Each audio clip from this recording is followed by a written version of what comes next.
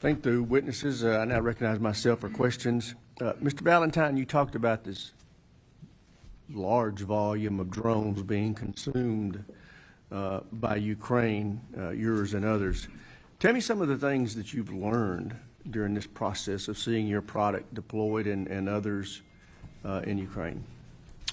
Yeah, thank you, Chairman Rogers. At a high level, I think you actually mentioned in your opening remarks one of my biggest lessons, and that is speed matters. I think in the United States, I know from my background in the military, we have faced the last 20, 30 years where we have not been fighting a peer competitor. So in our minds, we launch 8 F-16s out, we always expect 8 to come back. And we need to get our head wrapped around the fact that in a great power competition or great power conflict, we're going to launch those 8 airplanes and they're not all going to come back, and what are we going to do? And so what we have seen in Ukraine so far is, first, drones actually are making a strategic difference. And if you don't believe me, all you have to do is look to see how the Russians have tried to counter to prevent the Ukrainians from getting value out of that. And the way they've done that primarily is through electronic warfare, jamming either the radio frequency from the controller to the drone, or in many cases also jamming the satellite navigation systems so that the Ukrainians can't get value out of those drones. They can't get them to go where they need to go. And they're so important to the Ukrainians because they're using them as, back in my old language, I would call them forward air controllers to spot targets and then guide either artillery, rockets, or human-powered FPV drones to be strikers on those targets. So combating this electronic warfare has been a rapidly evolving tete-a-tete, make improvement, countermeasure happens, and it is literally a cat and mouse game, and the only way to win it is to move fast. And another part of this is that we are living in a software-defined world, and once we realize we're living in that software-defined world, the ability to rapidly iterate, with companies that are dual use, that are iterating quickly in the commercial space, they can now bring those rapid innovations in the defense space and also take additional lessons from there. That is a critical component. So moving fast and then being able to do that at scale, I think, is the biggest lesson and the biggest takeaway that I've had from Ukraine. At scale, define what you mean, because you talked about the volume that you have been putting into that theater and said that it was also other companies putting large volumes. What do you consider a good scale? Well, I would look at the rate at which Ukraine is losing small ISR drones, and that's roughly 10,000 a month, and I think that's probably a good benchmark. And when I look at what they're losing per month and what we currently have in our inventory, I think, my goodness, we would last less than 2 months in a great power conflict, and I just personally think that's unacceptable. And I think there are some ways around it. Perhaps we start to think about, especially small attritable systems, like we think of other attritable things like ammunition, and we start to stockpile them, whether that's in the form of finished goods, whether that's in the form of at least the constituent opponents being on our own shores, so that if we do have a demand shock, we can rapidly assemble them. I think we have to start exploring those types of things.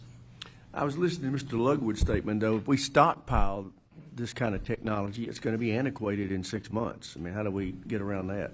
Yes, sir. I think if you look at devices as just a piece of hardware, may or may not be true, but I go back to the statement that we are living in a software-defined world. As an example, when we first sent drones to Ukraine, they actually didn't perform very well because of the radio, but it was a software-defined radio, and once we figured that out, we were able to take that radio, which was a multi-band radio, and create a software-defined frequency hopping schema so that we could avoid the electronic warfare. And that actual innovation, once we got that feedback, we made that software change in days. We're able to test it in a few more days and actually get it out to the field for field testing a few days after that. And so I think you can iterate and stockpile at the same time. Okay. Mr. Singh, I'd ask the same question. I just think Ukraine has been a great laboratory for us to test things. What have you learned in your experience with your products there? 100%, sir. It's been a great laboratory. What I think the Ukrainians have discovered is that they're not going to use anything that doesn't work on the battlefield, period. And the amount of U.S. equipment that they do not use is staggering because it simply does not work. And that is everything from our most exquisite weapon systems to cheap drones. Wait a minute, give me an example. You can't just throw that one out there and leave it. We've been on the battlefield in HIMARS systems, right? Which is an incredible weapon system that I have used to great success in Afghanistan. And look, there are variants of the munition that work without GPS, right? These are the laser-guided rounds. But when you use a round that does not work or that is principally reliant on GPS, the effects are highly volatile and rare that you will actually hit things. And I think we need to take a big look at that as we start to think about great power competition and have a really honest look at what we are buying and fielding and saying, will it work without GPS? Will it work without communications? And I get nervous because I have been involved with these U.S. military exercises that tout, and there are very few of them, that we're going to jam GPS and jam communications, and then they go back on the word. They say, you know what, we're actually not going to do that because too many of our things we know are going to fail, and that is the complete wrong mentality. We need to see those things fail in training, in peacetime, so that we can prepare for war. Great. In your opening statement, you said that if the Defense Department you said the Defense Department need to put serious money into this technology. What do you consider serious money? I think it would be on the strategic end of serious money. That's how I think about it. And if you look at our strategic capabilities and how much we're spending on we spend billions of dollars on the adaptive engine. We're spending billions of dollars on platforms. We spent $30 billion on the Manhattan Project, built the nuclear bomb, and set the world order in 4 years. Right? This is the type of technology, that autonomy, that AI right? Tesla has invested $10 billion into their self-driving. Larry Ellison just last week said, look, to write this new age of large language model algorithms, you need $100 billion to start. We are so far as a department from any number that is close to $1 billion, it pales. I would surmise no more than $100 million is being spent on autonomy technologies writ large in the DoD. And so the number just needs to be higher, more immediately, if you're really talking about getting after strategic technology. And everybody in the DoD has said and acknowledged this is a strategic technology, it's a strategic capability. But if you go back to what I said originally, right, all budget stems from the requirements, and if you don't have people who can write autonomy requirements, then there's not going to be any real budget behind it. Right. Mr. Stanko, you made reference to the structure. How would you structure the procurement process in the DoD to be more agile and effective?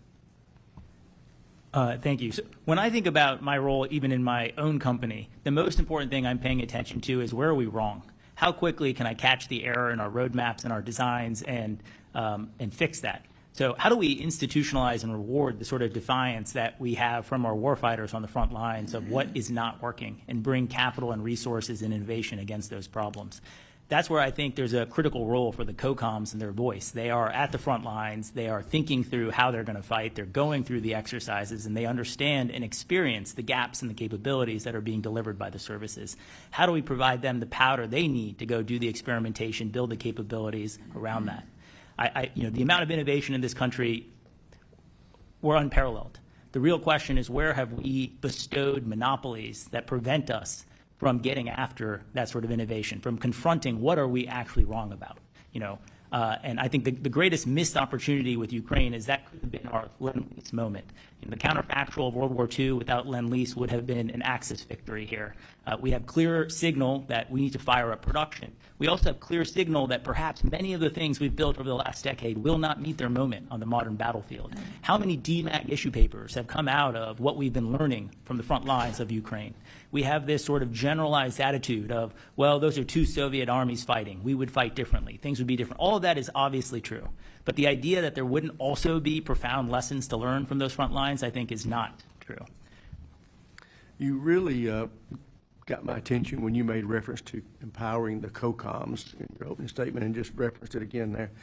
I really do believe that we should be assigning each COCOM a pot of money that they've got discretion over. They have to answer for at the end of the year, but that they've got complete discretion over. I know I have a figure in my mind. What is a significant figure in your mind that would be a difference maker for the COCOMs to have that kind of empowerment over? I think something like 2 to 5% of the budget spread across the COCOMs would do a lot. You know, my observation, having done this for 19 years now, is that it's very hard to get a program and a service to wake up every day and say, I got to fight and win against China. They got their program, they got their cost schedule requirements, they've got their machine.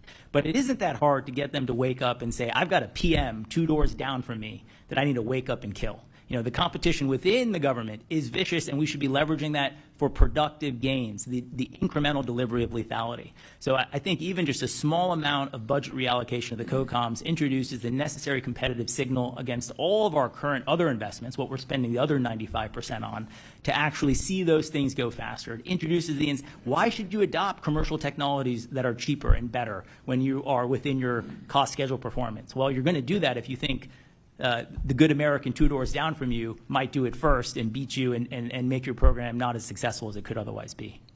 Thank you. We'll recognize the ranking member for his questions.